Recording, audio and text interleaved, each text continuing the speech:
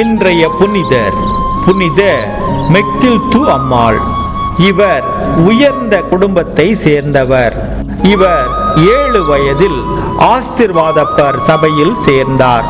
புண்ணியத்திலும் படிப்பிலும் வளர்ந்து வந்தார். இவரது தாட்சி, பக்தி, ஆர்வம் இவற்றை கண்ட பெரியவர்கள் நவ கன்னியரை நடத்த இவரை நியமித்தார்கள். இவர் நோயால் தொடர்ந்து வேதனைப்பட்டாலும் ஆண்டவரை பாட கோயிலுக்கு செல்வார். ஒரு நாள் ஆண்டவர் இவரை பார்த்து, நீ காலையில் எழுந்ததும் முதல் வேலையாக என் இருதயத்திற்கு வணக்கம் செலுத்து, பின் உன் இருதயத்தை எனக்கு ஒப்புக்கொடு என்றார். நாமும் நம்முடைய இதயத்தை இறைவனுக்கு ஒப்பு கொடுப்போம்.